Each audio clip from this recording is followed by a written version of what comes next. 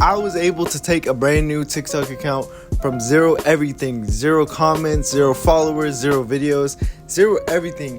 And now I have just almost 4,000 followers, and I think I have about 7 videos up right now. And the one that I got viewed the most is almost at 8 million views.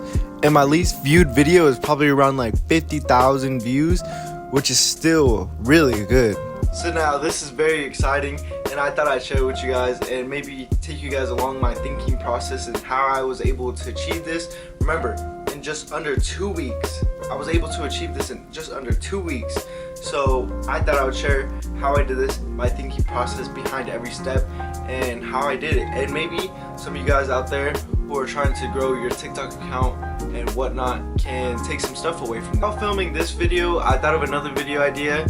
I was thinking that I could go ahead and make a brand new TikTok account just like I did this with this one, and maybe give myself a time limit of like a week or 2, and I could go ahead and document that, and you guys could follow along and even see this thinking in action. And I know for a lot of people like me, those kinds of videos tend to be a little better for me because I could actually go through the process instead of having to visualize it. But for now, I'm just gonna walk you guys through the steps, and you guys could let me know down below if you guys really want that video.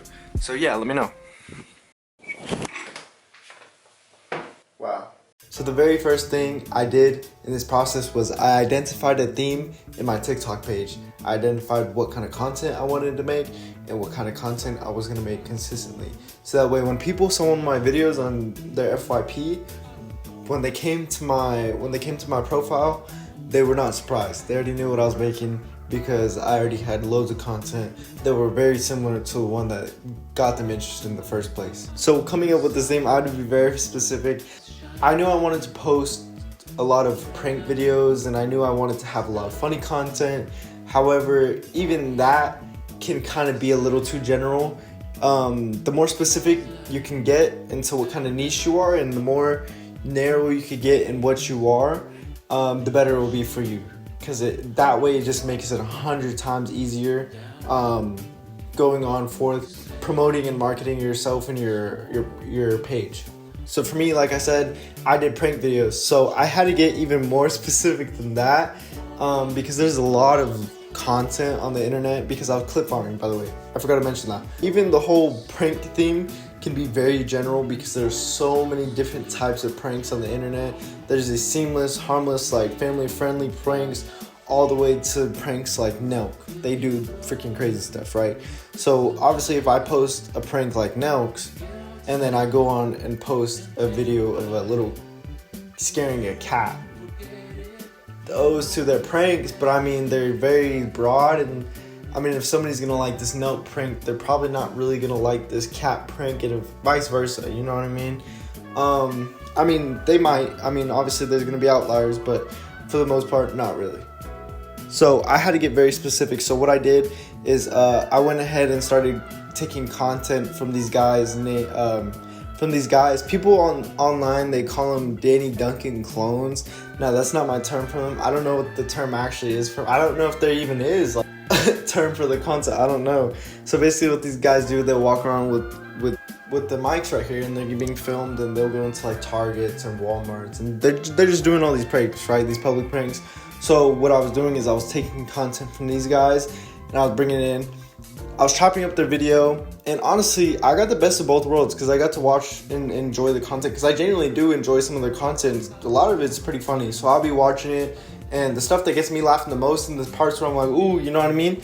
The part that getting me, I'm like, okay, those are the best parts. So what I'll do is I'll chop those parts that are getting me, and I'll put them in an edit, fit them to a screen so it doesn't look too funky, and I'm posting these videos, and I'm getting like the best of both worlds. I'm getting to enjoy this content, and I'm posting it, and I'm also growing my page as well, you know what I mean? It's kind of win-win.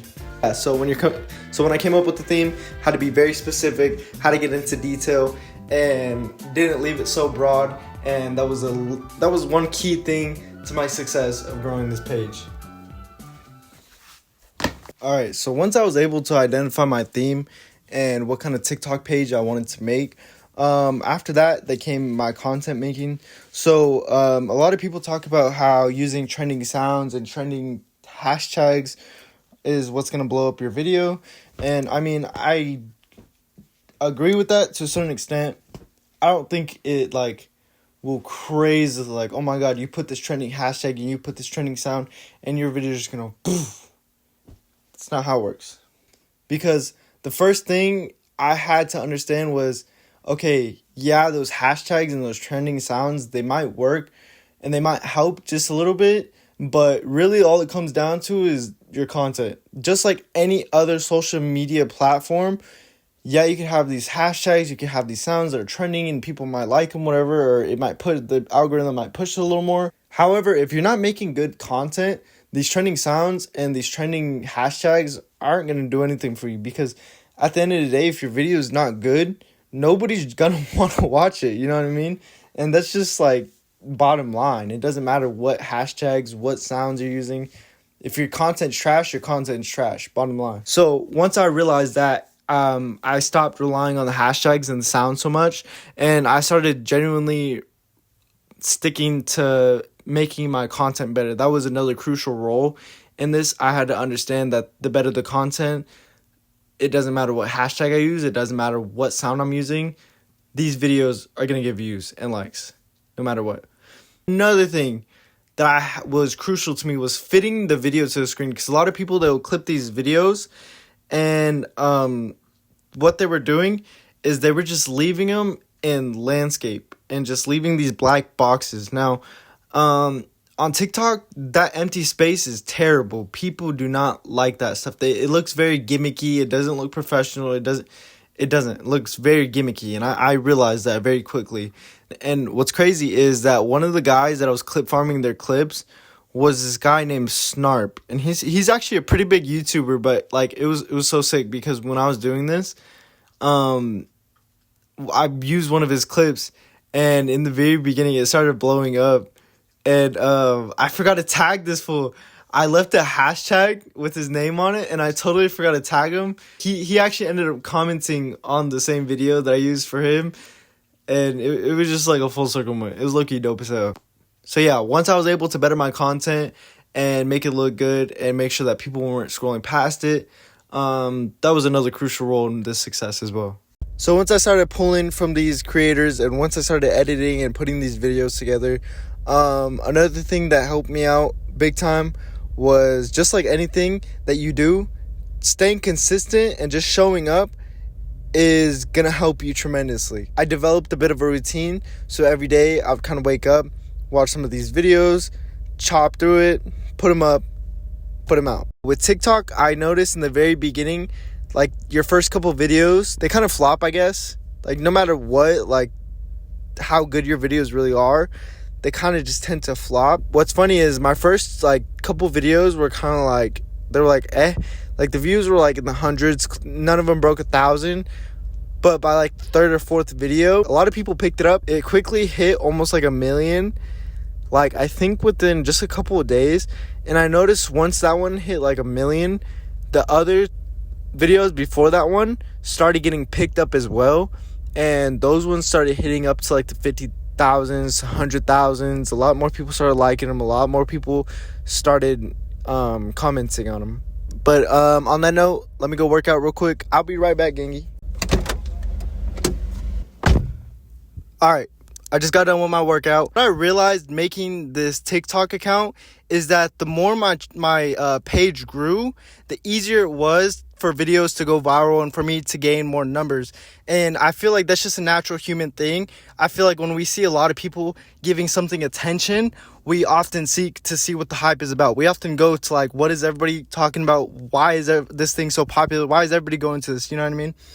And so that's what I noticed.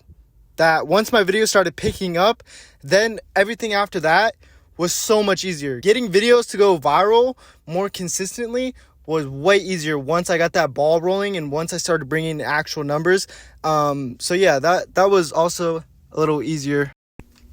So yeah, like I was saying, numbers, they do play a big role in your engagement. People are going to see that you're going to have a lot of likes. People are going to see that you have a lot of comments, followers, and that's going to make them want to follow you and look into your account even more. And that's something I really picked up on in this journey of growing my TikTok page. So I'm going to make a video where I start off from scratch with a TikTok account and grow it as far as I can take it. I'll probably set a goal of how far I want to take it, how many followers and whatnot. So let me know down below if you guys will be interested in seeing that and whatnot. But for this video, that is all I have. Thank you guys so much for making it this far in the video. I really appreciate it, and I really enjoyed making this video. Thank you guys so much. I appreciate all the love and support, especially on the last video. It literally went up yesterday, and I've been getting some support on it, and I really appreciate it. Thank you guys so much. I'll see you guys in the next one. Make sure you guys like and subscribe. I'll see you guys later. Peace out.